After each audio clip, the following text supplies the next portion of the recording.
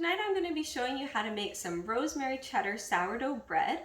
My favorite way to make the bread is by hand, so you get a really good quality, true artisan style sourdough bread. But an alternative to that, if you still want a good quality homemade sourdough bread, you could also use your stand mixer. This will save you a little bit of time and a little bit of energy, so some people would prefer that. So what you're going to need is, of course, your stand mixer. You're going to need 1 cup of your sourdough starter. You're going to need some warm water. You're going to need your flour blend. So my favorite blend of flours so far is my 2 cups of all-purpose unbleached flour, 1/2 cup and 2 tablespoons of whole wheat flour, and 1/4 cup of rye flour, all blended together nicely.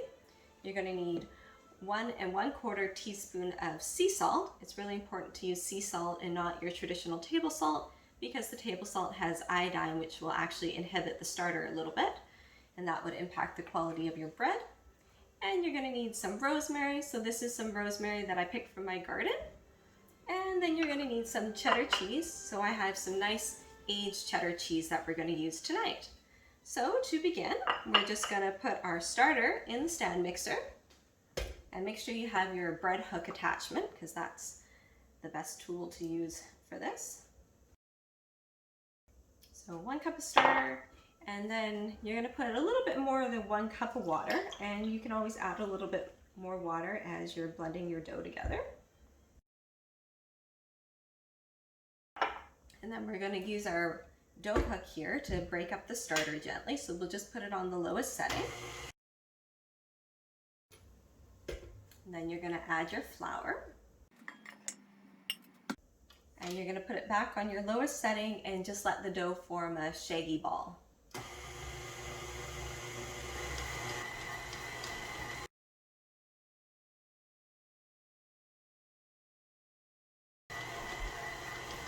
Okay, so we're actually going to let that rest for 20 minutes. So that's going to be the 20-minute autolyse stage. And then we're going to come back, add the salt, and we're going to knead the dough. Hi, welcome back.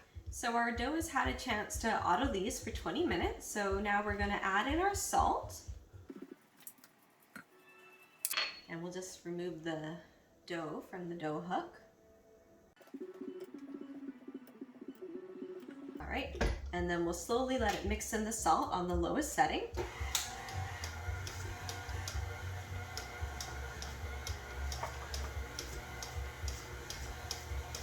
And then we'll increase it to speed 2, and we'll let it knead for 3 minutes. 3 minutes of kneading in the stand mixer is equivalent to 10 minutes by hand. All right, so it's been kneading for 3 minutes, so we're gonna get the dough off of the dough hook, and then we're gonna slowly add in our cheese and our rosemary. So we're gonna put it on our lowest setting, which is stir. And we're just gonna let it mix until all the ingredients are evenly incorporated.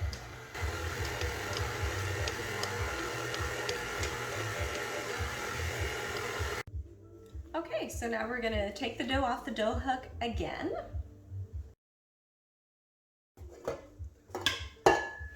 And we're gonna remove the dough from the bowl and put it into our container so that it can bulk ferment overnight.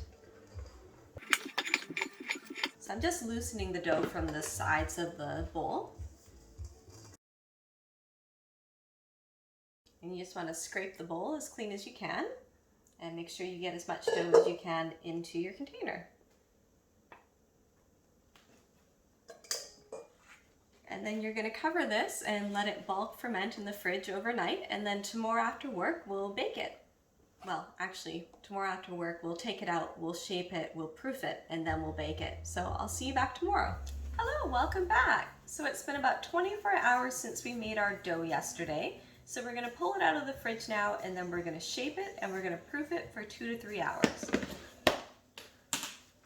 All right, so we're gonna pull the dough out of the container and put it onto the clean countertop. And we just want to be gentle with the dough. And then we're going to roughly shape it into a ball. And then we'll flip it over. And we're we're going to do some forward and pull the dough towards us to get some tension in it.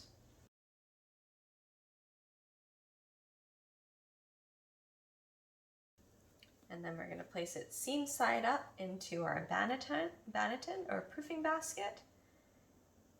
I've lightly floured the proofing basket and I've sprinkled some sesame seeds on the bottom because that will add some nice flavor to the sourdough bread.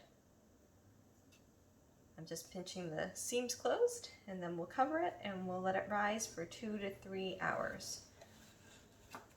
Okay, so the bread dough has been proofing for about 3 hours now, and I've preheated the oven to 450 degrees Fahrenheit with the Dutch oven inside. So now it's time to get our bread into the oven. So we can take a look. It's risen a fair amount. I'm just going to pinch these openings closed, and then I'm going to pull out the Dutch oven from the oven so we can get this bread baking. So as you can see, the Dutch oven is nice and hot, so we're going to put a little bit of oil, and then we're going to gently tip our bread into the Dutch oven, and then we're going to score it. And then we're going to put the lid back on, and we'll put it in the oven and reduce the temperature to 400 degrees and bake it for 25 minutes with the lid on.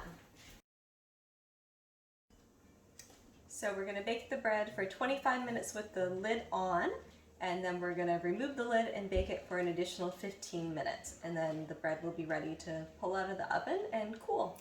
Okay, so it's been 25 minutes, so it's time to remove the lid from our Dutch oven.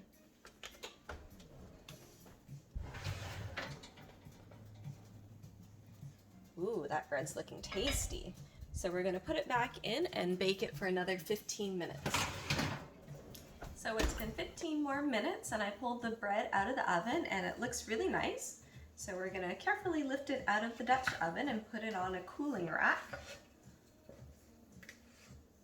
And if you want to check to see if it's done, you can either use a thermometer, make sure it's at least 190 degrees Fahrenheit, or you can knock on the bottom and it should sound hollow. So we'll try that. Sounds done.